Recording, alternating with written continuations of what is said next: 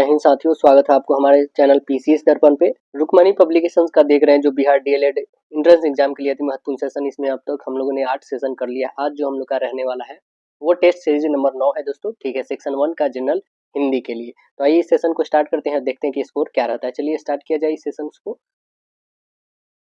पहला क्वेश्चन आपका बनता क्या है दोस्तों, देखिएगा। सेक्शन 1 में जनरल हिंदी है ना, जिसमें क्वेश्चन कह रहा है कि चंद्रमुखी शब्द में कौन सा समास है। इसमें कौन सा समास है, तो आंसर्स बता देंगे क्या। इसमें कर्मधारय समास है। कौन है कर्मधारय समास? ऑप्शन नंबर बी बताइएगा।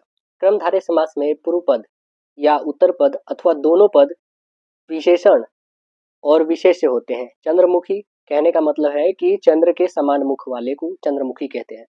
देखिए आगे क्वेश्चन कह रहा है कि मेरे हाथ में कमल है, इस वाक्य में कौन सा कारक है। मेरे हाथ में कलम है, इस वाक्य का कौन सा कारक है, तो आंसर्स बता दीजिएगा क्या। इसमें जो है अधिकरण कारक है। कौन है? अधिकरण कारक है। आंसर ए करेक्ट हो जाएगा आपका। आपको कर्ता और उसकी विभक्ति याद होनी चाहिए दोस्तों, बहुत ही इंपॉर्टेंट है। जैसे कर्ता ने कर्म को करण से, करण के द्वारा, संप्रदान के लिए, आपादान से, संबंध, काके की, अधिकरण में, पर, संबोधन, हे, अरे, ये सभी याद होने चाहिए। आगे क्वेश्चन कह रहा है कि अच्छे बच्चे कभी झूठ नहीं बोलते, इस वाक्य में अच्छे किस प्रकार का विशेषण है। तो ये किस प्रकार का विशेषण है, तो इसकी जो है क्वालिटी को बता रहा है, मतलब इसका गुण को बता रहा है। तो आंसर हमारा करेक्ट सी बताइएगा। अक्ल के घोड़े दौड़ाना मुहावरे का अर्थ क्या होगा। अक्ल के घोड़े दौड़ाने मतलब होता है केवल कल्पनाएं करते रहना। आंसर हमारा डी बनेगा, मतलब इमेजिन ही सिर्फ करते रहना। परीक्षा के दिनों में छात्र दिन रात पढ़ते हैं, इस वाक्य में दिन रात किस प्रकार की क्रिया विशेषण है। किस प्रकार की क्रिया विशेषण है, तो आंसर बता दीजिएगा। यह जो है कालवाचक क्रिया विशेषण है। आंसर बी करेक्ट होगा। देखिए त्रिपुरारी का सही संधि विच्छेद कौन सा होगा, ये हमें बताना है। क्या होगा सही संधि विच्छेद, तो आप बताएंगे त्रिपुर जोर अरी। आंसर ए करेक्ट बनाएंगे आप। त्रिपुर जोर अरी होगा इसका संधि विच्छेद। मथुरा किस राज्य में है, यह किस प्रकार का वाक्य है। मथुरा किस राज्य में है, यह किस प्रकार का वाक्य है, तो आंसर बता दीजिएगा। यह जो है प्रश्नवाचक वाक्य है, क्योंकि पूछा जा रहा है आपसे क्वेश्चन की मथुरा किस राज्य में है। आंसर पी होगा। सेकेंडरी का हिंदी समानार्थक नहीं है, वो हमें बताना है। सेकेंडरी का समानार्थक जो नहीं है, तो आप देखेंगे गौण बोल सकते हैं, माध्यमिक और प्रस्तावक बोल सकते हैं, लेकिन द्वितीय किसे नहीं बोल सकते हैं। तो आंसर हमारा बी करेक्ट हो जाएगा। देखिए आगे क्वेश्चन कह रहे हैं क्या कि आई तो रोजी, आई तो रोजी नहीं तो रोजा, इस लोकतिया का अर्थ क्या हो। आई तो रोजी नहीं तो रोजा, तो आंसर बता दीजिएगा। इसका होगा कि कमाया तो खाया नहीं तो भूखे रहा, है ना। आंसर सी करेक्ट होगा। कह रहा है कि अर्श पर होना मुहावरे का अर्थ क्या होगा। अर्श पे होना मुहावरे का अर्थ क्या होगा, अपने को बहुत बड़ा समझना। आंसर ए करेक्ट बनेगा। देखिए आगे क्वेश्चन कह रहा है क्या कि जिस पंक्ति या जिन पंक्तियों में एक या अनेक वर्णों की एक ही कर्म में एक बार आवृत्ति हो, तो वहां कौन सा अलंकार होता है। कौन सा अलंकार होता है वहां पे, तो आंसर बता दीजिएगा। वहां पे होता है छे का अनुप्रास। आंसर सी करेक्ट होगा, मतलब जैसे फोटोकॉपी हम लोग बोलते हैं। हे राम मेरी रक्षा करो, इस वाक्य में कौन सा कारक है। हे राम मेरी रक्षा करो, इसमें कौन सा कारक है, तो आंसर आप देख रहे होंगे इसमें कौन सा है, संबोधन कारक है। कौन सा है, संबोधन, यहाँ से हमें दिख गया। आंसर डी करेक्ट होगा। कह रहा है इनमें से किस शब्द की वर्तनी जो है शुद्ध है। शुद्ध कहने का मतलब सही है ना। कौन है इसमें बताएंगे, तो आंसर देखेंगे ज्योत्सना यहाँ पे आपका करेक्ट लिखा गया है। आंसर बी होंगे। कह रहा है पीपर पात सरिसमन डोला में कौन सा अलंकार है। पीपर पात सरिसमन डोला कौन सी अलंकार हो जाएगी, तो आंसर बताएंगे कि पीपर पात सरिसमन डोला में आपका जो है उपमा अलंकार आएगा। आंसर ए करेक्ट होगा। देखिए आगे कह रहा है कि छपय किन दो छंदों का मिश्रण है। छपय किन दो छंदों का मिश्रण है, तो आंसर बता दीजिएगा। यह जो है रोला और लाला का है। आंसर सी करेक्ट बताएंगे। देखिए आगे कह रहा है क्या, कंठों से दीर्घ स्वर वर्ण का उदाहरण कौन सा है। कौन सा है, तो आंसर बताएंगे औ। कौन है, औ है। आंसर बी करेक्ट होगा। कह रहा है दोहे और रोले को क्रम से मिलाने पर कौन सा छंद बनता है। कौन सा छंद बनेगा, तो आंसर बताएंगे कुंडलिया। आंसर बी करेक्ट होगा, कुंडलिया होगा। देखिए जब चार चरण वाले एक समभात्रिक छंद जो है वो हरि गीतिका है ना। सवैया चार चरणों का जो है संपाद वर्ण छंद है। देखिएगा आगे क्वेश्चन कह रहे हैं कि देश भर में कोरोना का प्रकोप जारी है, इस वाक्य में किस प्रकार का क्रिया विशेषण का प्रयोग हुआ है? किस प्रकार का हुआ है? तो आंसर बताएंगे स्थानवाचक प्रयोग हुआ है। आंसर बी करेक्ट बताएंगे, स्थानवाचक। जिस पंक्ति या जिन पंक्तियों में एक शब्द या शब्द समूह अनेक बार आए किंतु उनका अर्थ प्रत्येक बार अलग हो तो वहां कौन सा अलंकार होता है? कौन सा अलंकार होता है वहां पे? यमक अलंकार होता है। आंसर सी करेक्ट बताइएगा, कौन सी अलंकार? यमक अलंकार होता है। देखिए आगे क्वेश्चन कह रहा है कि कौन सा वाक्य अशुद्ध है? अशुद्ध हमें ढूंढना है। देखिए कौन सा अशुद्ध है? यह लड़का चोर निकला, ये तो सही है। मेरा भाई और भाभी बाजार गए, यहाँ पे बिल्कुल गलत है, ये आंसर बी होगा। यहाँ पे अशुद्ध हुआ वाक्य है हमारा। देखिए आगे कह रहा है कि भयऊ न भवुन भयऊ न भुवन भरत सम भाई, पंक्ति में छंद हमें बताना है। कौन सी छंद है? तो आप बताएंगे चौपाई है। आंसर ए करेक्ट होगा। देखिए आगे क्वेश्चन कह रहा है कि अच्छा शब्द विशेषण के रूप में कौन सा वाक्य में है? अच्छा शब्द जो है विशेषण के किस रूप में जो है कौन सा वाक्य है? तो आंसर बता दीजिएगा कि अच्छे बच्चे जो है आज्ञाकारी होते हैं। आंसर बी करेक्ट होगा आपका। देखिए आगे क्वेश्चन कह रहा है क्या कि शीला 5वीं कक्षा में पढ़ती है, वाक्य में हमें विशेष से पद बताना है। विशेष से पद कौन है? तो आप बताएंगे कक्षा, यहाँ पे विशेष पद है। आंसर डी होगा। कर्मवाच्य वाले वाच्य को पहचानना है। कर्मवाच्य वाले वाच्य को हमें पहचानना है। तो कर्मवाच्य वाले को कैसे पहचानेंगे? कि क्रिया के जिस रूप में कर्मवाच्य क्रिया के उस रूप को कर्मवाच्य कहते हैं जिसमें वाक्य में कर्म की प्रधानता का बोध हो। कर्म में हमेशा कौन सी क्रिया होती है? सकर्मक। दो प्रकार की क्रियाएं होती है, एक अकर्मक एक सकर्मक होती है। तो आंसर हमारा बनेगा कि मुझसे पढ़ा नहीं जाएगा, ये आपका करेक्ट आंसर बने। देखिए आगे कह रहा है कि अनुच्छेद पढ़कर दिए गए सवालों को सही जवाब हमें चुनना है। कह रहा अनुशासन बाह्य नहीं भीतरी नियंत्रण, वह भीतर से बांधता है, यह भीतर से बांधना धर्म से संभव है। धर्म मनुष्य को नैतिकता की ओर ले जाता है। वह व्यक्तिगत और सामाजिक व्यवहार के कुछ ऐसे मापदंड प्रस्तुत करता है जो हमें उच्च संस्कार दे सके। स्वयं स्व को पर से पीछे रखने पर ही ये उन संस्कारों को साध सध सकते हैं। उसके लिए आत्मपोषी और अपरिग्रही होना आवश्यक है। आधुनिक शिक्षा हमें आत्मबल नहीं देती है, वह सूचना मात्र ही देती है। साहित्य और कला को हमें शिल्प तक सीमित कर दिया है। हमारा अध्ययन वैज्ञानिक हो गया है। वैज्ञानिकता का अर्थ है विश्लेषणात्मक अध्ययन। इस चीरा फिरा में न साहित्य हाथ में पड़ा है, न कला न धर्म। हम परिधि पर ही चक्कर लगाते रहते हैं। इसका फल यह है कि आज का शिक्षित मनुष्य भीतर से अशिक्षित है। उसके भीतर एक बड़ा शून्य है और जो उसे बराबर कुदेरता रहता है और उसके अहम को उकसाता रहता है। आधुनिक शिक्षा हमें अपने बल को वंचित रखती है क्योंकि क्योंकि तो आंसर्स बताएंगे क्योंकि विषयों की सूची मात्र देती है, इसी कारण। तो आंसर्स ए करेक्ट बनेंगे। देखिए अगला जो सेक्शन आता है वो है सेक्शन मैथ्स का है। देखिए मैथमेटिक्स में क्वेश्चन कह रहा है कि दो संख्याओं का महत्तम समपर्थक यानी एचसीएफ और एलसीएम क्रमशः दिए हुए 6 और 36, उनमें से एक संख्या 12 है तो हमें दूसरी संख्या निकालनी है। देखिए इसका फॉर्मूला होता है, वो फॉर्मूला आपको याद हो गया, बहुत ही आसानी से निकाल पाएंगे। फॉर्मूला होता है एलसीएम इंटू एचसीएफ, है ना। इक्वल में होता है first number into second number. आइए रखते हैं नंबर ऑफ प्रोडक्ट जिसको हम लोग बोलते हैं। तो एलसीएम कितने हैं आपके? 6। एचसीएफ कितने हैं आपके? पहले एचसीएफ है आपके 36, है ना, और गुने ये 6 है आपका एलसीएम, 6 गुने 36, ठीक तो था। और इक्वल में फर्स्ट नंबर 12 है, सेकंड नंबर हमें नहीं पता, तो सेकंड नंबर हमें फाइंड करना है। अब देखिए क्या ये 12 से करने वाला है 2 टाइम्स में, क्या ये 2 से करने वाला है 18, मतलब सेकंड नंबर जो आ गया हमारा वो कितना आ गया? 18 आ गया। तो ऑप्शंस नंबर क्या बन जाएंगे? तो ऑप्शंस बताइएगा, ए करेक्ट होगा आपका। अगला क्वेश्चन कह रहा है कि एक आदमी एक यात्रा 10 घंटा में पूरा करता है। वह यात्रा का पहला आधा भाग 20 किलोमीटर प्रति घंटा की चाल से, दूसरा आधा भाग 30 किलोमीटर प्रति घंटा की चाल से पूरा करता है। इसके द्वारा तय की गई कुल दूरी किलोमीटर में हमें ज्ञात करना है। तो कितना हो जाएगा? औसत चाल आप बताइएगा क्या कि टोटल औसत चाल होता है 2 गुने पहला स्पीड इंटू सेकेंड स्पीड, है ना, और अपॉन में होता है पहला स्पीड और प्लस सेकेंड स्पीड। बस जोड़ दिया जाता है। चलिए लिखते हैं हम लोग, 2 गुने पहला स्पीड है 30 और दूसरा है 20, अपॉन में हो जाएगा 30 और 20 जोड़ेंगे 50 हो जाएगा। काटिए इसको, 0 से 0 कटा, 5 से काटेंगे 4 टाइम में, यानी 4 3 12, 12 दूने 24 और एक 0, 240 किलोमीटर। देखिए है क्या ऑप्शन, तो यस, ऑप्शन नंबर आप बताएंगे बी करेक्ट है आपका।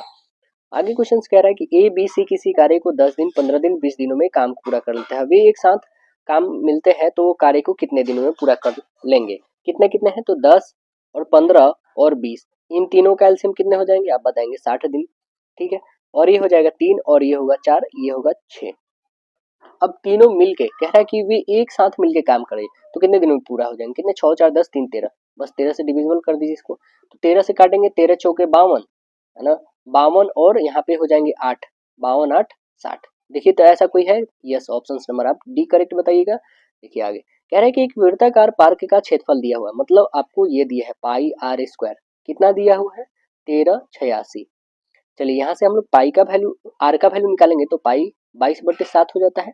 22 से आप काटेंगे तो कितने टाइम में कटेगा, 11 से काटिए, 11 के में 11 और 2 आ जाएगा, 11 दिन 22, 6 बिल्कुल कटेगा, 11 से 2 टाइम में, 11 से 1 और ये हो जाएंगे यहाँ से 2 और ये तो आपके 2 टाइम में और यहाँ से 6 टाइम में, 11 से, क्या ये 2 से कटेगा, यस, 6 और 3, 63 और 7 आ गया। तो आर की वैल्यू आप बताएंगे क्या, 7 नंबर 63 और गुन्ने 7 कर दीजिएगा, तो आप निकालेंगे तो एक 7 निकलेगा, एक 3, यानी 7 तिया 21, हमारा क्या आ गया, तो रेडियस आपको निकल चुके हैं 21।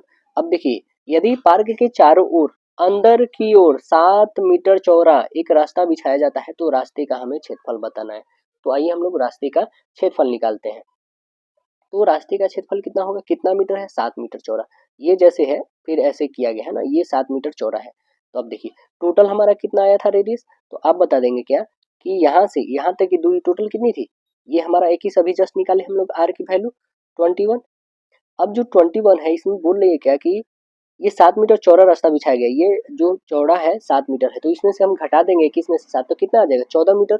वो सेकंड वाला का रेडियस जो अंदर में ये है, इसका रेडियस आ जाएगा 14 और इसका तो 21 दिया हुआ है। अब हमें क्षेत्रफल निकालना है रास्ते का, तो रास्ते का क्षेत्रफल क्या होगा, इस बड़े वाले का क्षेत्रफल निकालिए, उसमें से इस छोटे वाले को घटा लीजिए तो ये आ जाएगा। चलिए बस हम लोग यही कर देंगे। तो इसका फॉर्मूला होता है रास्ता के बिना क्षेत्रफल, रास्ता का क्षेत्रफल सीधे हम लोग निकालते हैं pi capital R square minus small R square. निकालेंगे कैपिटल आर कितने हैं, पाई का वैल्यू 22/7, कैपिटल कितने हैं 21, 21 का होल स्क्वायर करेंगे तो कितने हो जाएंगे आपके, यहाँ पे 21 का होल स्क्वायर माइनस ये आर छोटा वाला कितना आ गया है, तो ये 14 का होल स्क्वायर। अब देखिए क्या हम लोग ए स्क्वायर माइनस बी स्क्वायर है तो एक ए प्लस बी एक ए माइनस बी रख सकते हैं, बिल्कुल रखेंगे। तो यहाँ पे रखिए 22/7 एक कर देंगे 21 में से हम लोग का घटेगा 14 और एक जो होगा 21 में 14 जुटेगा, तो घटेगा तो 7 बचेगा, गुने ये जुटेगा तो 35 होगा और गुने 22/7 ही रहेगा। 7 से 7 काट देंगे, 35 और 22 में हम गुना कर देंगे तो कितने आ जाएंगे, 770 मीटर आ जाएगा, मतलब 35 और 22 में गुना करिएगा तो ऑप्शन नंबर सी करेक्ट होगा। देखिए आगे क्वेश्चन कह रहा है कि दिए गए 7 प्रेक्षण यहाँ पे है, इनका प्रसारण हमें ज्ञात करना है। तो क्या हो जाएगा यहाँ पे, देखिए यहाँ पे हम लोग पहले माध्य निकालते हैं तब प्रसरण निकलता है ना। तो कुल संख्याएं 7 है, तो हम माध्य निकाल लेंगे, सभी को ऐड कर लेते हैं, सभी को सम करेंगे तो टोटल आ जाता है 70। कितने हैं, 7 संख्या है, 7 से डिविजिबल करेंगे तो आ गया 10, हमारा माध्य निकल गया।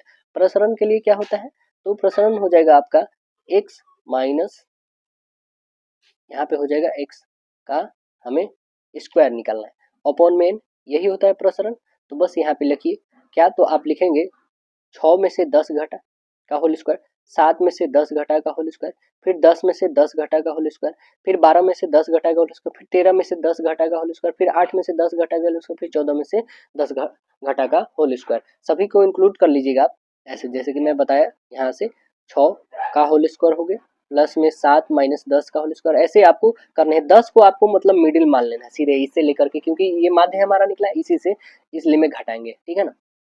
अभी घट गया तो टोटल आपको सम करने हैं और डिविजिबल इसी 7 नंबर से करना है, क्योंकि टोटल हमारा 7 ही डिजिट्स है। तो 7 से आप डिविजिबल करेंगे, टोटल सम करने के बाद 58 आएगा, 7 से इसे डिविजिबल करेंगे तो आपके पास लगभग 8 पॉइंट समथिंग आएगा, 285 के करीब में। तो आप बता सकते हैं कि हाँ 8.29 इसको बोल सकते हैं हम लोग, तो आंसर हमारा ए करेक्ट आ जाएगा। कह रहा है यदि sign theta plus cos theta है तो है तो यहाँ पे ये दिया गया है दोस्तों, यहाँ पे मिसप्रिंट हुआ है, √2 है यहाँ पे, ठीक है ना।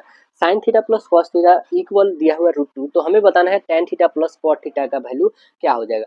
सपोज करिए हम लोग थीटा का वैल्यू यदि हम लोग क्या लेते हैं, थीटा का वैल्यू यदि हम 45 लेते हैं, अपने सब मानते हैं, यहाँ पे 45 लेते हैं और इसका भी हमने 45 लिया। अब देखिए अब 45 साइन 45 का वैल्यू अब बताएंगे 1/√2 होता है, कॉस 45 का भी सेम होता है √1/√2, दोनों कैल्सियम लेंगे तो √2 आप बताइएगा होगा √2। अब देखिए √2 आ गया तो 1 1 क्या हो जाएगा 2, तो इसे हम लोग लिखेंगे क्या कि 2 रूट और गुने 2 रूट लिख सकते हैं 2 को, और नीचे है √2, इसे काटिएगा तो कितना आ गया √2 आ गया। तो इससे हम कह सकते हैं जो √2 आ गया हमारा। अब देखिए ये हमारा tan है, ये हमारा cot है, इस दोनों का 45 का वैल्यू रखिए, हमारा आंसर क्या आ गया है √2 आया है ना, √2 आया। अब इसका वैल्यू रखेंगे तो इसका 1 आता है, इसका भी 1, इन दोनों को हम ऐड करते हैं तो कितना आता है 2 आता है। क्या ये हमारा संतुष्ट करता है, तो हाँ बिल्कुल ये संतुष्ट हमें कर रहा है, तो आंसर हमारा क्या बन जाएगा, ऑप्शन नंबर बी बनेगा। मतलब कि ये दोनों को सम करने पे हमारा क्या आ जाएगा, ये आएगा ही आएगा आपको, इसे सॉल्व करेंगे तो। चलिए आगे हम लोग क्वेश्चन देखते हैं।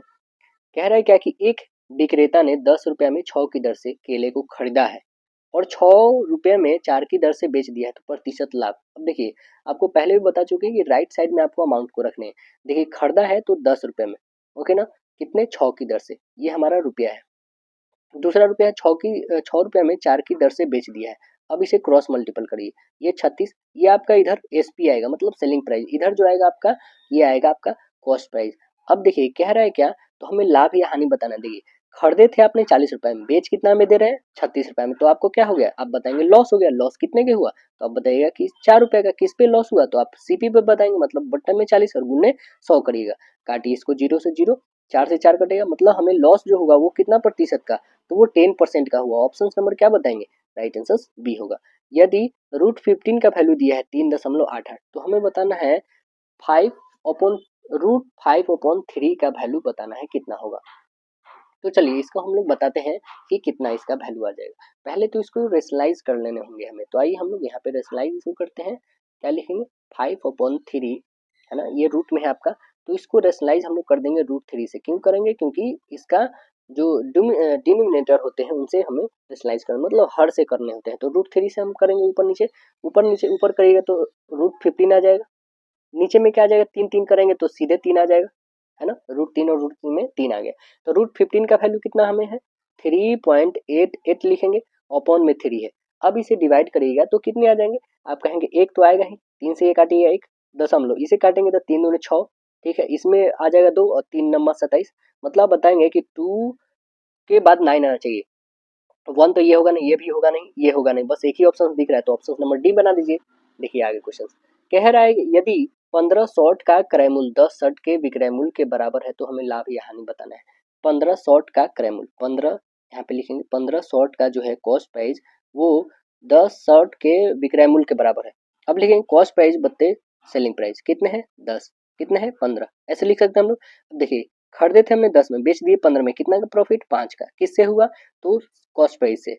बस 100% पे निकाल है, 10 से काटिए तो 10 टाइम में, यानी 5×10 50, ये 50% जो आया हमें प्रॉफिट हुआ कि लॉस, तो आप बताएंगे प्रॉफिट, क्योंकि हमने बेचा खरीदा था 10 में, बेच कितना में रहे 15 में, तो हमें प्रॉफिट हुआ कितना का 50% का, तो आंसर डी करेक्ट होगा आपका।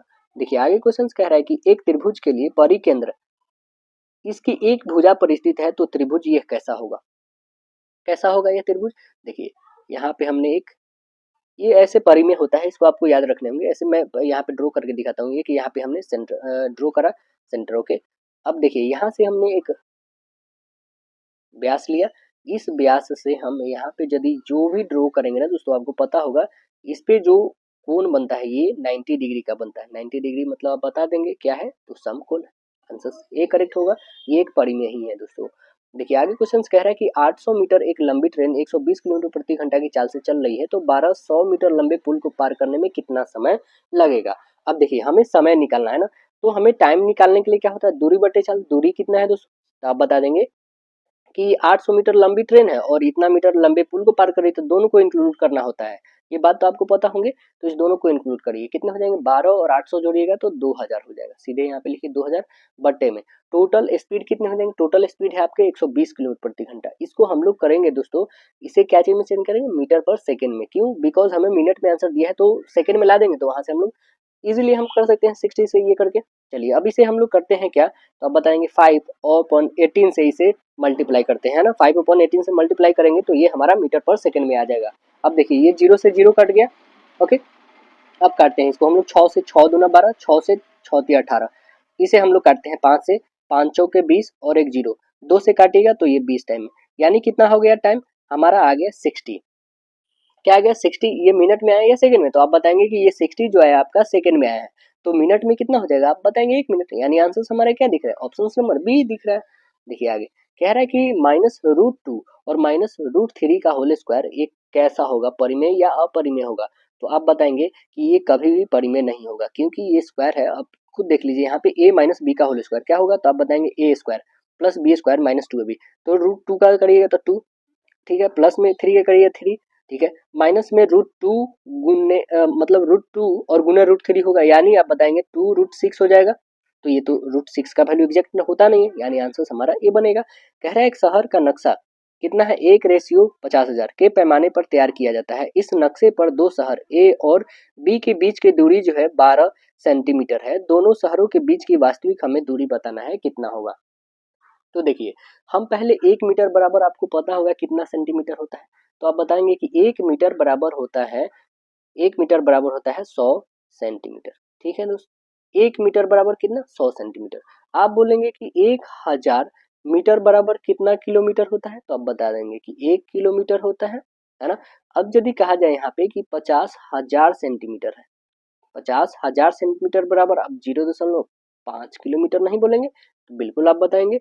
तो बस नक्शे पर जो है 1 सेंटीमीटर, 1 सेंटीमीटर जो हमारा दिया है ये किलोमीटर में बताना है, तो 0.5 किलोमीटर नहीं बताएंगे।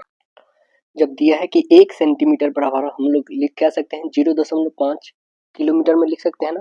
तो हमें 12 सेंटीमीटर है ना, 12 सेंटीमीटर, तो 12 सेंटीमीटर बराबर आप कितना लिखेगा, तो 0.5 और गुने इसमें 12 से कर देंगे तो ये हमारा किलोमीटर में आ जाएगा। करिए इसको, हटाइएगा तो ये 10 आ जाएगा, 5 से 2 टाइम है, ये 2 से काटिएगा तो 6 टाइम है, यानी कितना आ गया 6 किलोमीटर। तो आंसर क्या बताइएगा आप, ऑप्शन नंबर सी करेक्ट होगा। देखिए आगे क्वेश्चन कह रहा है क्या कि ए किसी कार्य को 25 दिनों में पूरा कर सकता है, बी उसी कार्य को 20 दिनों में पूरा कर सकता है, वे दोनों मिलकर 5 दिन काम करते हैं, उसके बाद ए छोड़ देता है, बी से इस काम को कितना दिनों में पूरा करेगा। ठीक है, तो देखेंगे पहले कह रहा है कि ए 25 दिनों में, ए लिखेंगे, ए कितने दिनों में 25 दिनों में करता है, बी कितने दिनों में, तो बी जो है 20 दिनों में काम कर लेता है। दोनों का हम लोग निकालते हैं, तो एलसीएम आप बताओगे 100 हो गया, 25 चौक के 100 हो जाएंगे, 20 25 100 हो जाएंगे। टोटल इफिशियंसी कितना आ गया है 9 आ गया, मतलब 4 इसका और 5 इसका 9 आ गया। अब देखिए टोटल 9 इफिशियंसी है, हमें ए और बी को मिलके काम कराना है, ए और प्लस बी रखेंगे कितने, तो यहाँ पे 5 लिखिए, और प्लस हो जाएगा बी, बी का कितना बच गया तो हमें नहीं पता, मतलब बी जो है एक डे में वर्क को कर लेगा। टोटल काम कितना है तो 100 डे में। अब देखिए इसे कैलकुलेट करेंगे, ए और प्लस बी कितने हो जाएंगे, 4 और 5 कितने 9 हो जाएंगे, 9 5 में गुणा करेंगे 45 हो जाएंगे, 45 और प्लस हो जाएगा यहाँ पे बी का काम कितना है, तो आप बता देंगे बी का जो है 5x है, इक्वल 100 लिखिएगा। तो ये 45 जाके उधर घटेगा, मतलब x की वैल्यू आप बता देंगे कि ये 55 और 55 बटे यहाँ पे 5 आएगा, 5 से काटेंगे 11 टाइम में, मतलब वो x जो दिन है, मतलब वो शेष कार्य है बी, वो कितना दिनों में कंप्लीट कर लेगा, पूरा कर लेगा, वो 11 दिनों में। x की वैल्यू जो 11 है, ऑप्शन नंबर ए करेक्ट होगा।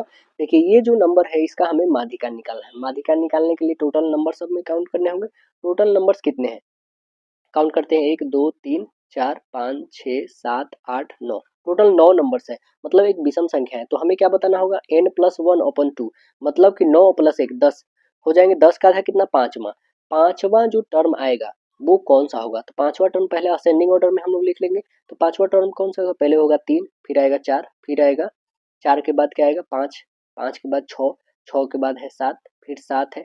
हमें कौन सा टर्म खोजना है, तो पांचवा टर्म ही खोजना लीजिए, 1 2 3 4 1 5, पांचवा है 6, ऑप्शन नंबर सी बन गया आपका।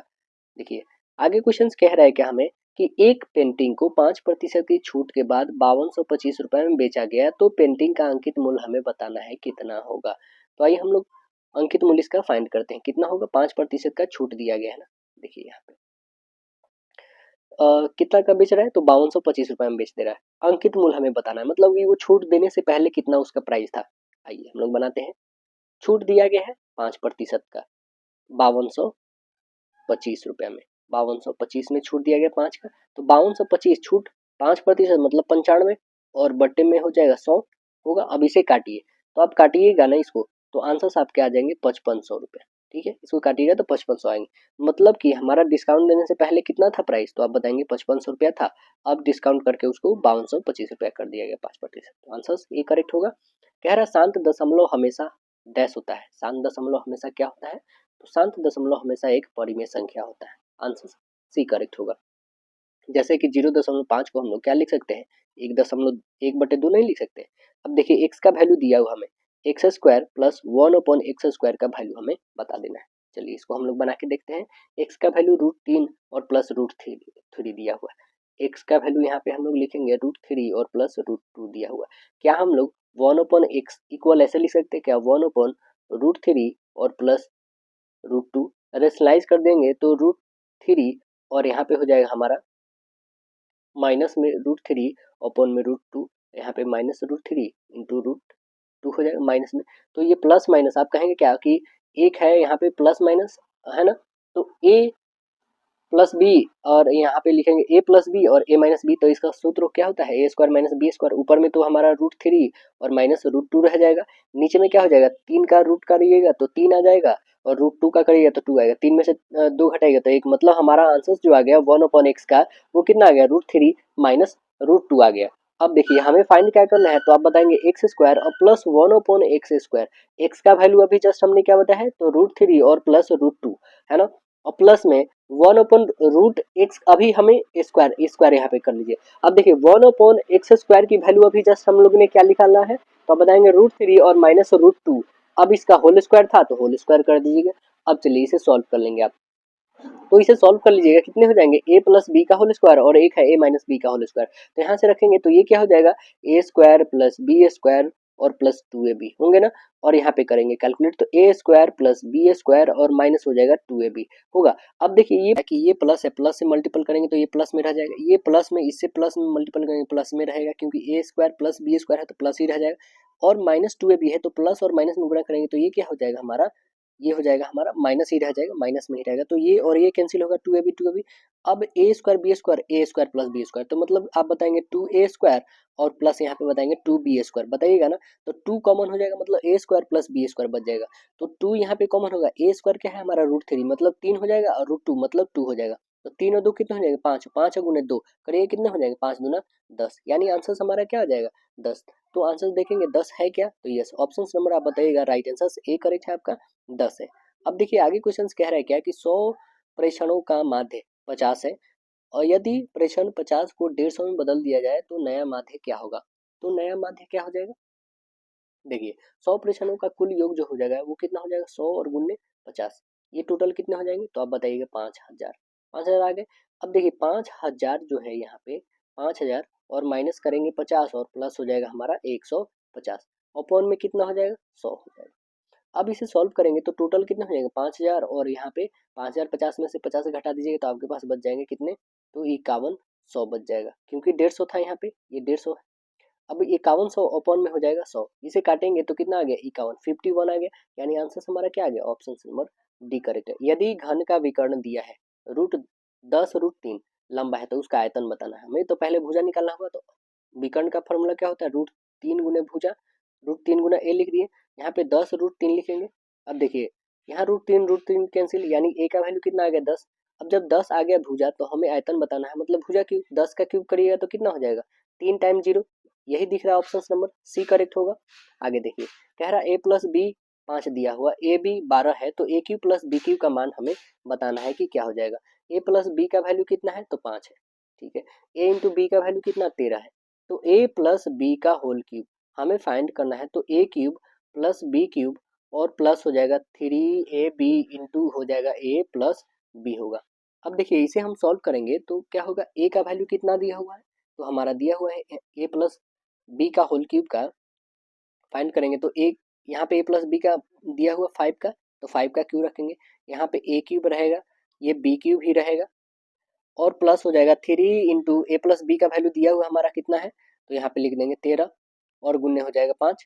ठीक है, क्योंकि ए बी का वैल्यू दिया हुआ 13 और ए प्लस बी का 5 दिया हुआ है, तो यहाँ पे गुणा कर लेंगे हम लोग, 5 से 15, 15 और 13 में गुणा कर लेंगे, 5 का होल क्यूब यहाँ पे रहने देते, 5 का 125 हो जाएगा, तो रखेंगे यहाँ पे ए प्लस बी का हमें बताना ही है ना, ए प्लस बी का होल क्यूब, तो इधर रहने देते हैं हम लोग, 5 का निकालेंगे तो 125 आ जाएगा, और इसे गुणा करिए, कितने आ जाएंगे टोटल गुणा करने पे, तो 195, यहाँ पे आप घटा लीजिए 195, इधर में ए क्यूब और प्लस हम बी क्यूब का वैल्यू बताएंगे, 195 घटा दीजिएगा तो 70, वो क्या में आया, माइनस में आया, किसका, तो ए क्यूब प्लस बी क्यूब का वैल्यू, तो देखिए तो माइनस में 70 है, यस ऑप्शन नंबर आप ए करेक्ट बताएंगे। यदि tan टू थीटा इक्वल लिखा गया है cot into theta plus 6 degree, तो हमें थीटा का वैल्यू बताना है कितना होगा। चलिए थीटा का वैल्यू हम लोग बता देते हैं यहाँ पे कितना हो जाएगा।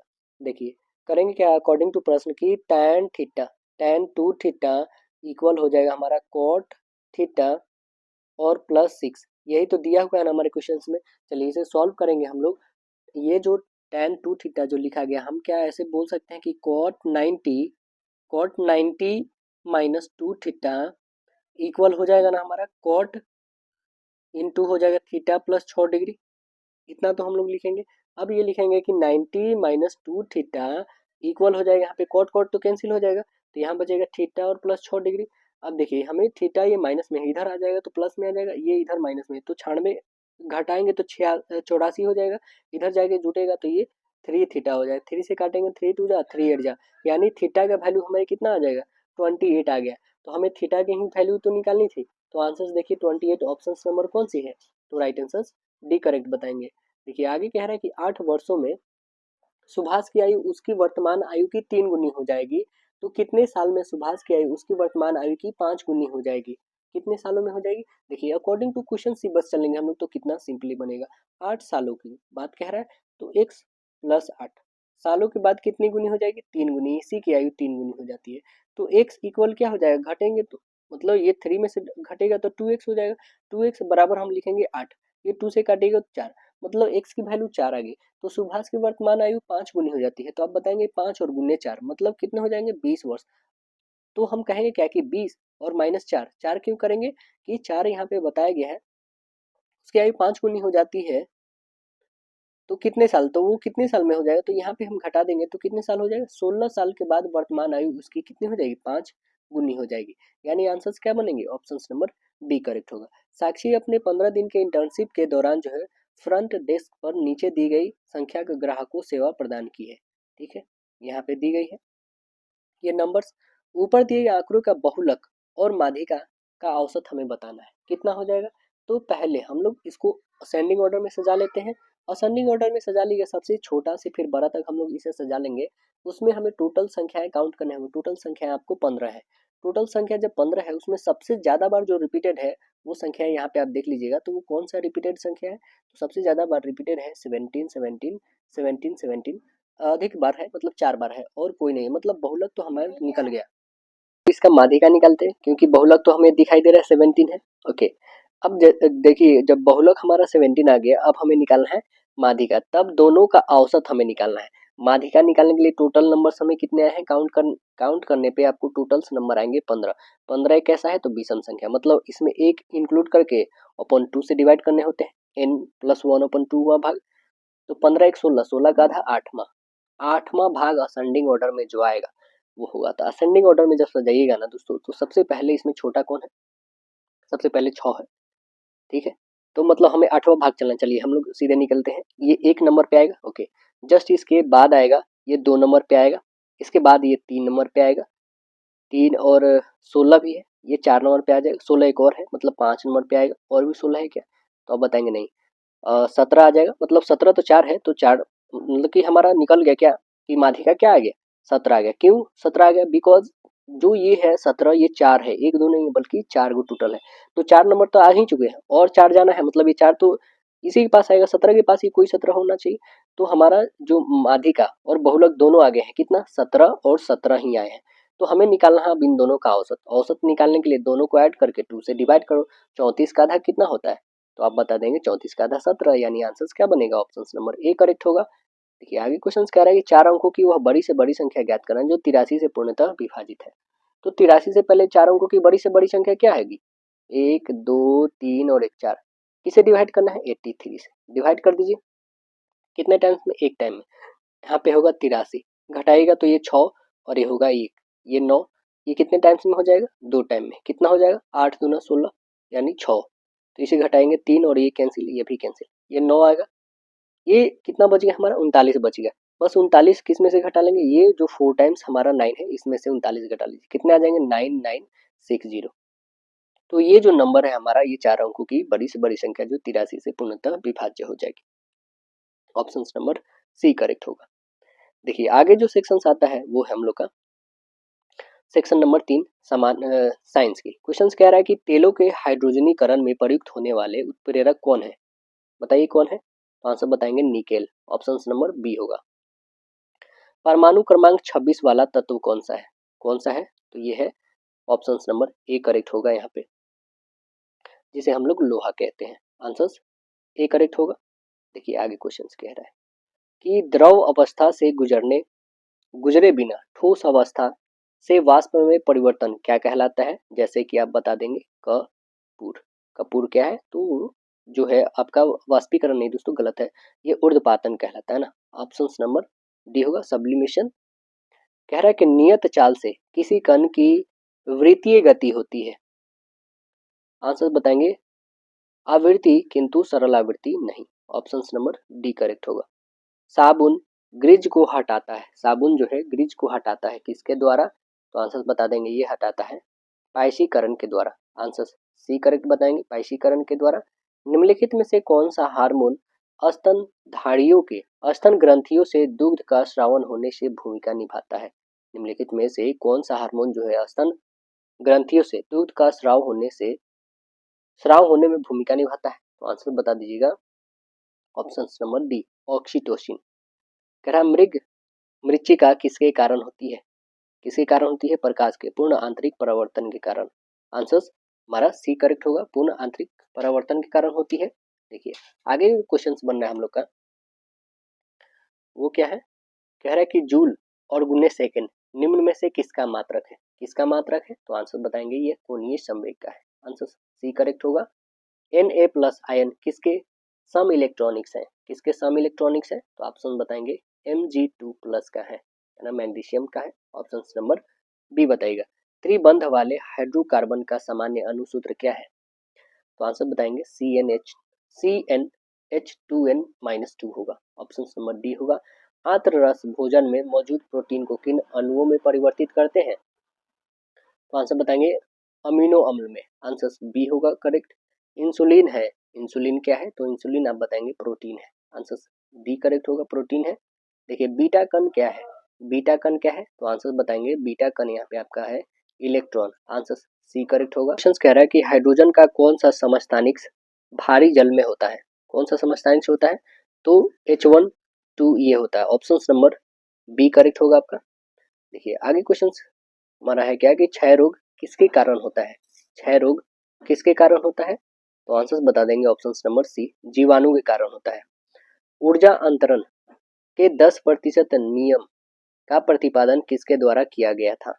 किसके द्वारा किया गया था? तो आंसर बताएंगे रेमंड लिंडमैन के द्वारा किया गया था। आंसर सी करेक्ट होगा।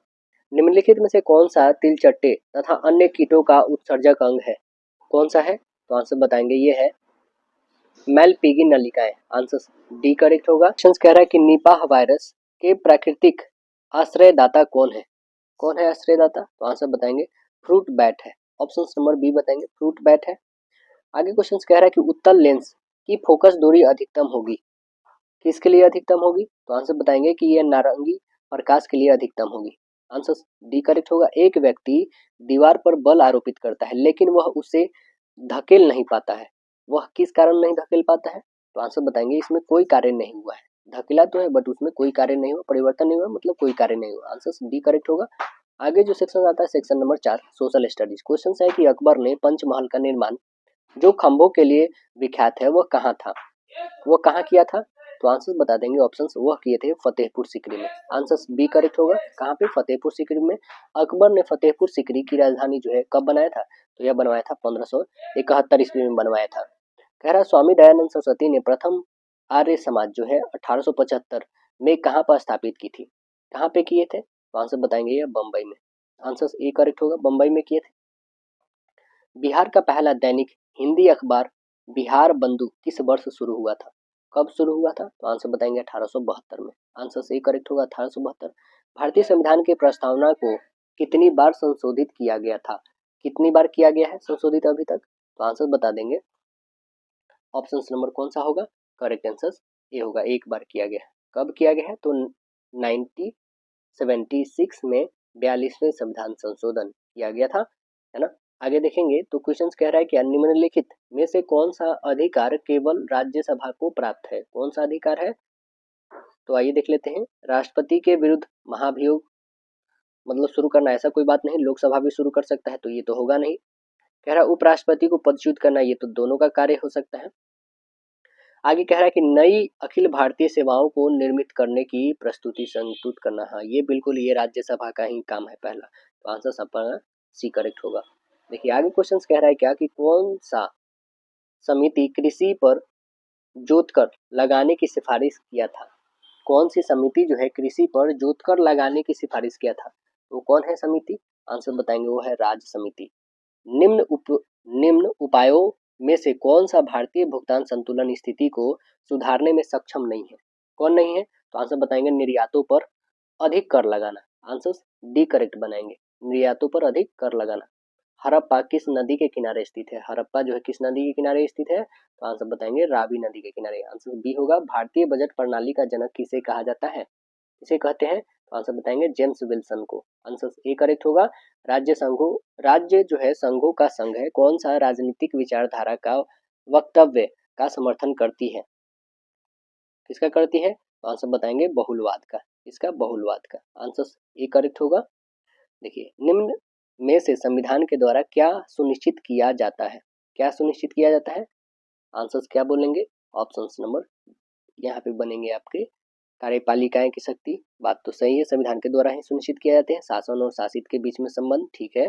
सरकार की अलग अलग जो संस्थाएं के बीच में संबंध, उनकी संरचना एवं संगठन की है। उपयुक्त सभी होगा। आंसर डी करेक्ट होगा। आगे क्वेश्चन कह रहा है 2011 के सेंसेक्स के अनुसार 2001 से 11 के दशक में जनसंख्या वृद्धि दर कितना प्रतिशत की गई थी? कितना हुआ था? दशकीय वृद्धि हमें बताना है जनसंख्या 2011 के अनुसार। तो ऑप्शंस क्या बताइएगा? वो बताएंगे 17.64% हुआ है दशकीय वृद्धि। 1857 की क्रांति कहाँ से शुरू हुई? कहाँ से शुरू हुआ था? आंसर बताएंगे मेरठ। ऑप्शन नंबर सी बताइएगा। सूची 1 और 2 को हमें सुमिलित करना है। तो देखिए शारदा एक्ट कब आया था? शारदा एक्ट बताएंगे। तो शारदा एक्ट आप बताएंगे कि यह 1929 में आया था। आंसर्स यहाँ पे हमारा अभी सिर्फ किसका आया है? शारदा एक्ट का। अब सती प्रथा उन्मूलन अधिनियम यह कब हुआ था? तो यह हुआ था आपका बता दें 1829 में। कब हुआ था? 1829 में सती प्रथा उन्मूलन। हिंदू पुनर्विवाह अधिनियम यह कब हुआ था? हिंदू विवाह पुनर्विवाह अधिनियम तो आप बताएंगे यह 1856 में। विवाह की आयु संबंधी अधिनियम जो है यह 1891 में। तो आंसर्स कौन से दिख रहे हैं आपके? आंसर बता दीजिएगा। वो है ऑप्शन नंबर आपका सी। कौन सा होगा? ऑप्शन नंबर सी करेक्ट होगा। देखिए आगे क्वेश्चन हमारा है क्या कि अंतरराष्ट्रीय तिथि रेखा वह रेखा है जहां जहां क्या होती है? जहां पे आप बताएंगे क्या कि सभी अन्य माध्याओं से पूर्व की ओर तथा पश्चिम की ओर 180 डिग्री फैलती है। ये सही है। और तिथि ठीक एक दिन परिवर्तित होती है जब इसे पार किया जाता है। तो आंसर हमारा क्या बनेगा? ऑप्शन नंबर डी, बी और सी दोनों। भारत में सबसे बड़ा कृषि प्रायोगिक फार्म कहाँ स्थित है? कहाँ पे स्थित है? तो आंसर बताएंगे ये है सूरतगढ़ में। ऑप्शन नंबर सी होगा। भारत में सेवा कर किसकी सिफारिशों से लागू हुआ है? किसकी सिफारिश से लागू हुआ है? तो आंसर बताएंगे राजा राजा के चलैया समिति से हुआ है। ऑप्शन नंबर बी होगा। मंडल आयोग का गठन कब किया गया था? मंडल आयोग का गठन कब किया गया था? तो आंसर बताएंगे 1979 में। ऑप्शन नंबर ए बताएंगे 1979। संविधान सभा की मांग करने वाले प्रथम भारतीय कौन थे? प्रथम भारतीय कौन थे? तो आंसर बताइएगा, वो थे M N. Roy. Answer C correct होगा। भारत का कौन सा राज्य जिसका क्षेत्रफल भारत के क्षेत्रफल का 2.86% है? तो वो है बिहार। ऑप्शन नंबर डी बताइए कौन है? बिहार है। भारत का क्षेत्रफल आपको पता होगा 32,87,263 वर्ग किलोमीटर है। भारत का क्षेत्रफल विश्व के क्षेत्रफल का कितना प्रतिशत है? तो 2.42% है। कितना है? 2.42% है पूरे विश्व का। बिहार का क्षेत्रफल कितना है? तो 94,163 वर्ग किलोमीटर है ना। अब आता है अगला सेक्शन जो 5वां नंबर है, वो है जनरल इंग्लिश का। क्वेश्चन कह रहा है select the most appropriate antonym of the given word. क्या है? कंसीट। कंसीट का क्या होता है मतलब? तब हम उसका एंटोनिम बता पाएंगे दोस्तों। तो कंसीट मतलब होता है यहाँ पे अहंकार। तो इसका एंटोनिम क्या होगा? आप बताएंगे विनम्रता। वो कौन सा है? ह्यूमिलिटी। आंसर बी करेक्ट बताएंगे। Option number B. Select the option that express the given sentence in a active voice. Okay, देखिए क्या कह रहा है, the team is being ice by an able captain. तो आंसर्स हमारे क्या बनेंगे? आंसर्स बन जाएंगे option number C, an able captain is leading the team. Answer C correct होगा। Select the most appropriate option to fill in the blank. कह रहा है she was so angry that she dash the door and ran out. तो answers क्या बताइएगा? Answer बताएंगे slammed. Option number D होगा slammed. देखिए आगे क्वेश्चन कह रहा है select the most antonym of the given word. क्या है? टॉकेटिव। टॉकेटिव का हमें मतलब पहले जानना होगा। तो इसका क्या होता है? वाचाल, मतलब बकबक करने वाला। तो इसका जस्ट हमें एंटोनिम क्या होगा? कम बोलने वाला। उसे क्या बोलेंगे? तो रेटिसेंट बोलेंगे। आंसर हमारा डिसेंट बोलेंगे यहाँ पे। ऑप्शन नंबर सी करेक्ट होगा, रेटिसेंट। देखिए आगे select the most appropriate synonym of the given word. क्या है? रिकेल्स, है ना। रिकेल्स के लिए क्या होगा यहाँ पे साइनोनिम? रिकेल्स मतलब होता है लापरवाह। तो आंसर हमारा क्या बनेगा? केयरलेस। उसको ना बोलेंगे हम लोग। Select the most appropriate option to fill in the blank. कह रहा है the mid day meal program was being running dash 21 year. Answers क्या बताइएगा यहाँ पे? तो जो मिड डे मील जो है यहाँ पे आंसर बनेंगे फॉर। यहाँ पे फॉर 21 ईयर होगा, है ना। क्या ऑप्शन होगा? ऑप्शन नंबर बी करेक्ट होगा, फॉर। देखिए select the most appropriate meaning of given item. क्या है? फ्लेक्स।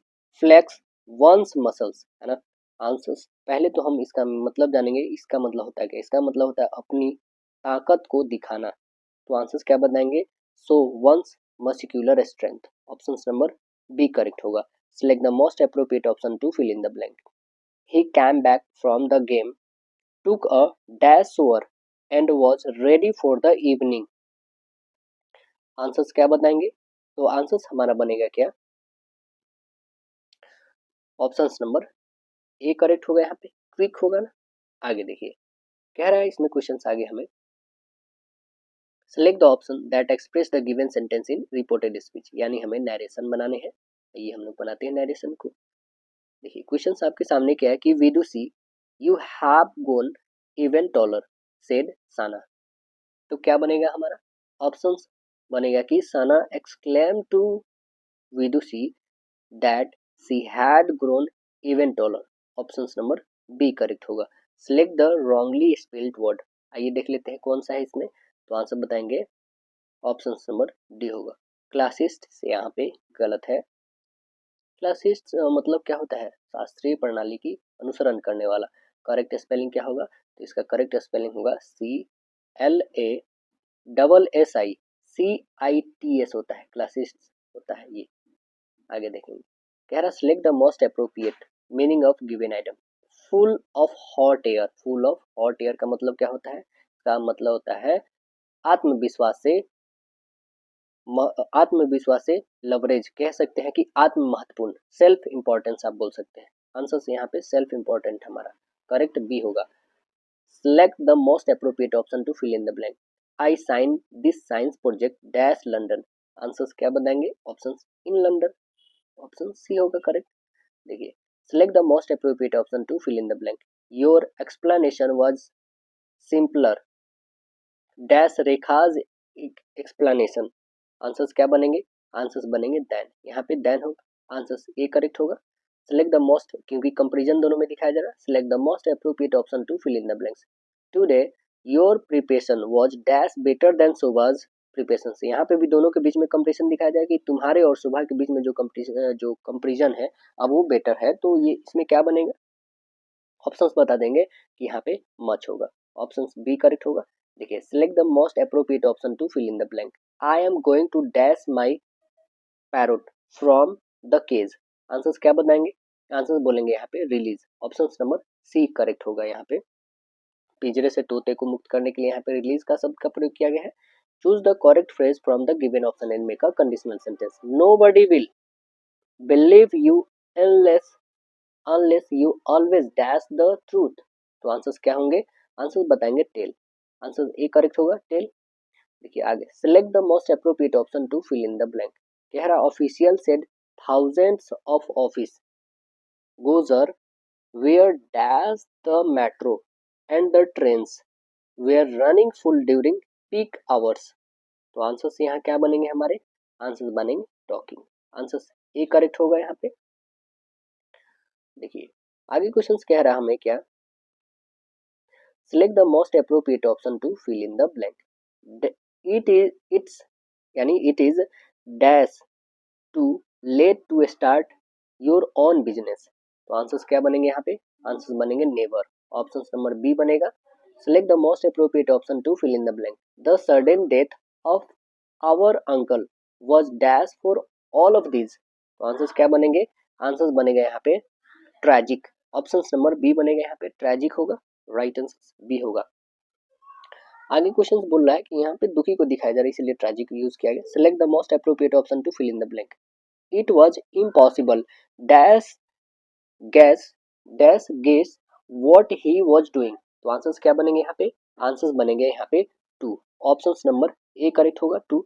अगला जो सेक्शन आता है सेक्शन नंबर 6 है और वो सेक्शन है लॉजिकल एंड एनालिटिकल रीजनिंग। देखिए क्वेश्चन कह रहा है सीता ने अपनी सहेली गीता से कहा मैं आज जा रही हूँ और परसों शुक्रवार से शुरू होने वाली अपनी परीक्षा के लिए कल मुंबई पहुंचूंगी। इस बातचीत में कल कौन सा दिन है, कल कौन सा दिन है, आप बहुत इजी में बताएंगे, वो कल गुरुवार है।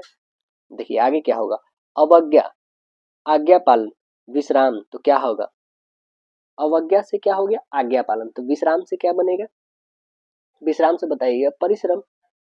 देखिए आगे इसमें क्या हमें नंबर आएंगे, 3 से 6 कितना बढ़ा 3, यहाँ पे कितना 5, यहाँ पे देखिए 3 बढ़ा है, यहाँ पे 5 बढ़ा है, यहाँ पे कितना बढ़ा, तो यहाँ पे भी हमें अब देखेंगे 3 5 और यहाँ पे बढ़ा हमारे पास 11 से 16, यहाँ पे भी 5 बढ़ा हमारे पास, 16 से 27 ये कितना हमारा, तो 16 से हमें हमें बताना है गलत कौन है। देखिए दोस्तों यहाँ पे ही हमें गलत दिखा, क्या क्यों, बिकॉज 11 से हमें 16 ये तो अकॉर्ड लग रहा है ना, फिर हमें यहाँ से ये भी गलत लग रहा है, बट यहाँ से फिर हमारा कंडीशन मतलब ये हमारा जो है विषम संख्या फुलफिल होना चाहिए, यहाँ पे 16 नहीं बल्कि 18 होता है तो ये फुलफिल कर पाता है ना, तो आंसर हमारा क्या है गलत, तो वो गलत है, ऑप्शन नंबर सी गलत है यहाँ पे। आगे कह रहा है कि एक व्यक्ति की ओर देखते हुए औरत ने कहा उसके भाई का जो पिता है मेरे दादाजी के इकलौते बेटे हैं, तो उस औरत उस व्यक्ति से किस प्रकार संबंधित है, किस प्रकार संबंधित है, उसकी बहन होगी, ऑप्शन नंबर बी करेक्ट होगा। कह रहा है एफ के पास एच की तुलना में कम किंतु जी से अधिक धन है, ई के पास एफ से अधिक किंतु एच से कम धन है, तो सबसे निर्धन कहने का मतलब सबसे गरीब कौन है इसमें, तो सबसे गरीब कौन हो जाएगा, सबसे ज्यादा आप देखिएगा तो एच के पास है किससे, तो एफ से, और एफ के पास ज्यादा है किससे, जी से। दूसरा कंडीशन क्या बन रहा है कि एच के पास ज्यादा है किससे, ई से, और ई के पास ज्यादा है किससे, एफ से, ये दो कंडीशन हमारे बने। यहाँ से हम बोल सकते हैं क्या कि जो हमारा कंडीशन आएगा एच के पास सबसे ज्यादा है किससे, ई से भी ज्यादा है, और ई के पास ज्यादा है किससे, एफ से ज्यादा है, और एफ से कम है किसके पास, जी से। तो यहाँ पे निर्धन कौन निकल गया, जी निकल गया, तो आंसर हमारा क्या बन गया, ऑप्शन नंबर डी बन गया। क्या रहा है यहाँ पे कुछ नंबर से इंडिकेट इसको ये कर रहा है, तो हमें बताना है इसका क्या बनेगा। देखिए इसी नंबर में से हमें बता देना है, क्योंकि एक को ए लिया गया है, पी को 7 7 दिख रहे हैं यहाँ पे, तो हमें क्या है पी से मतलब 7 से स्टार्ट, सभी है 7 से स्टार्ट। ई के लिए क्या लिखा गया है, तो ई यहाँ पे है कितने नंबर पे, 5वें नंबर पे है, काउंट करें यहाँ पे 3 4 1 5वें नंबर पर 3 लिया गया है, मतलब 7 के बाद 3 आना चाहिए, 7 के बाद ये 2 कट गया आपका, ऑप्शन 1 कट गया, मतलब कि सी कट गया ऑप्शन नंबर। अब हमारे पास 3 ऑप्शन बच गए, तो इस तीनों ऑप्शन को आगे देखिएगा। आर, आर के लिए क्या लिया गया है, तो आर के लिए आप देखिए चौथे नंबर पे क्या है, 8 है, 3 के बाद 8 होना चाहिए, 3 के बाद 8 सभी में है, इसमें नहीं है, तो इसे काट दीजिए क्योंकि 9 है। अब हमारे पास मात्र 2 ही ऑप्शन बच गए, 2 ऑप्शन से आप नहीं निकल लेंगे। आगे देखिए, आगे कह रहा है हमारे क्या है, सी, सी के इसमें क्या बताएगा, यहाँ पे देखिए कितने नंबर पे आ रहा है, तो आप बताएंगे 3 4 5, एक छठे नंबर पे, इसे काउंट कर लीजिए 3, और यहाँ पे छठे नंबर पे 2 आना चाहिए, 2 आना चाहिए, तो इसमें 2 है, इसमें भी 2 है ना दोस्तों। 8 के बाद 2, 8 के बाद इसमें 3 है, मतलब इसे काट दीजिए, ऑप्शन नंबर एक ही बन गया, ऑप्शन नंबर ए करेक्ट हो गया आपका। देखिए आगे क्वेश्चन, इसमें हमें फुलफिल करके बताना है कौन से नंबर को फुल करने होंगे, यहाँ पे कौन से नंबर आएंगे, ये देख लेते हैं कैसे आया है। 6 में 3 से गुणा करेंगे 18, 18 में 2 से गुणा करेंगे 36, सेम बस गुणा करते आ जाइए, 4 6 के 24, 3 72, यहाँ 5 25 25 चौके 100, ऑप्शन नंबर ए करेक्ट हो जाएगा। देखिए आगे कह रहा है इसमें कोड भाषा में लिखा गया है, मास्टर को ये लिखा गया है, तो हमें कैरोट का क्या बनेगा, है ना, कैरोट का क्या लिखेंगे, तो आप देखिए एम ए एस, तीन तीन वर्ड को आप देखिए, और टी ई आर को, एम ए एस को ऐसे उल्टा लिखा गया था, और टी ई आर को अलग लिखा गया ना, तो अभी यहाँ पे आर से हमें स्टार्ट करने होंगे, आर ए सी लिखने होंगे, आर ए सी नहीं, ये गलत होगा, आर ए सी ये भी नहीं, आर ए सी ये भी नहीं, मतलब एक ही ऑप्शन तो है, ऑप्शन नंबर आपका ए करेक्ट बन गया। देखिए 6 मित्र दिए हैं बी सी डी, ए से लेके ई एफ तक, पूरब की ओर मुंह करके, पूरब कहने का मतलब इधर मुंह करके बैठे हुए, 6 मित्र इधर बैठे हुए।